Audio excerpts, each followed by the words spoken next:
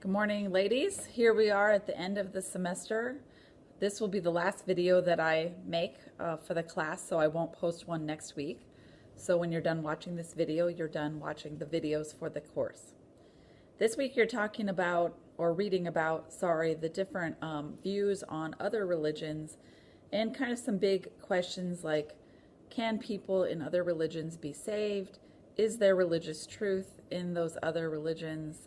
Is it good or bad to spend time with people of other religions to understand their beliefs? And of course, in the history of the church, people have been kind of all over on this topic. And in the chapter you're going to read first, it will give you some examples of this, but essentially from the time of the Israelites to early Christians, people have been influenced, obviously, by other religions, other cultures, have borrowed some of their traditions and ideas, and mostly that's been a pretty positive thing. Of course, in the history of the church, as you've spent the whole semester reading, there have been times where people have peacefully coexisted with each other and times where that hasn't happened. There have been times where people point at another religious group and say that they're wrong and we're right. And then there's other times where people have been able to say, what they have to say is interesting, it has something to offer us, but isn't the whole truth. And anyway, in the early history, there was a little bit more openness to other people's religious ideas and the cultural traditions of their religion.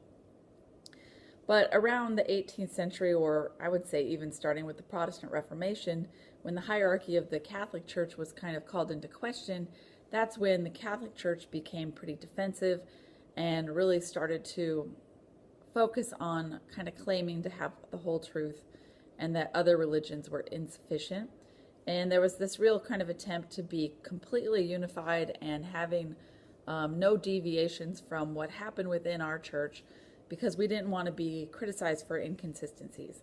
And as a result, people really kind of closed the door and did not even talk to or spend time with people of other religions and really stayed within the faith and didn't accept any of the truths outside of Catholicism. So around the 20th century, this is where we start to see this change, and the 20th century popes did a lot to help people realize that there can be good in kind of reaching out and understanding people of other religions. One thing in particular was a document that came out of Vatican II. It was called Nostra Aetate, and this document was pretty groundbreaking. It almost didn't get published. At the council, there were people really opposed to this publication, but basically it says that you can find religious truth in other religions, and that, in fact, it's a good thing to study them and to understand them because you can find some light in the different religions, and that they're not fully truth, but we also as humans don't know the full truth yet. So Nostra Aetate is something that I've added to the reading for this week. You'll read an excerpt from it. It's pretty short, but it should help you kind of understand what that document was about. You'll see that it highlights kind of some generalizations, but also talks about some very specific religions.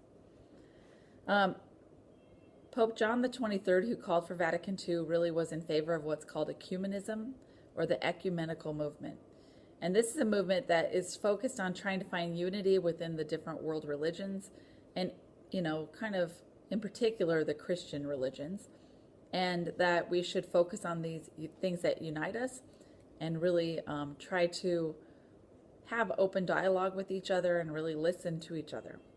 And so the ecumenical movement has been going since the time of Pope John the 23rd in particular, in this publication of Nostra Aetate.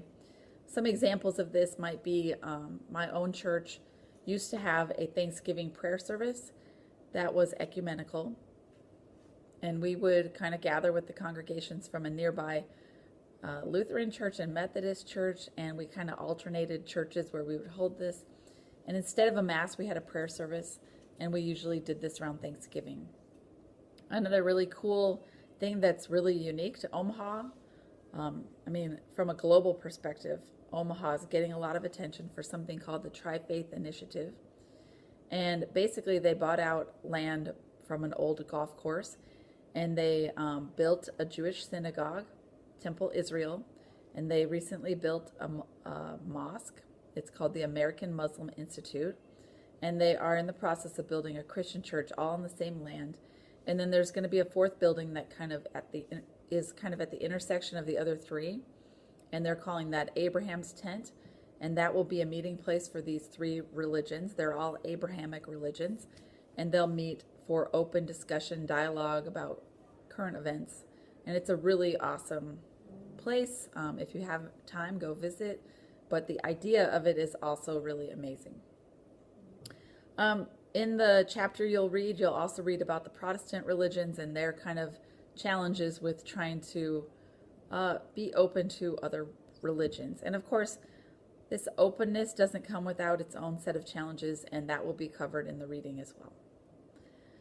So I'm keeping my comments kind of short about the reading, but it's a pretty short chapter. And again, you're going to read the excerpt from Nostra Aetate. This week, you have an assignment. You're doing a discussion. You're posting your first comment by tomorrow, Tuesday at 11:55 a.m. and commenting on someone else's post by Thursday. Also, I sent an email about this, but there was some confusion about reading task number 5, which is now found in the module for this coming week. I have extended the due date for a post on that reading task to next Monday, the 12th, by 11:55 a.m. But I think it would be smart for all of us just to try to get it done this week if you can, and just to be done with the work for this class. Also, you need to take the final exam by the 13th at 11:55 a.m., which is a Tuesday. And you can work on that now too. You could get that done ahead of time and just be done with my class. So anyway, that's the last little bit of work. Good luck with everything. Let me know if you have any questions. I also just want to say it's been an honor and a pleasure to work with you all this semester. I know the online format can be a little unique and interesting, but I really do feel like reading your posts, reading your reading task assignments has been really awesome for me, really enhanced my own view of the history of the church and my own view of my faith. So thank you for sharing yourself with me this semester, and good luck to you in all that you do, especially with your finals.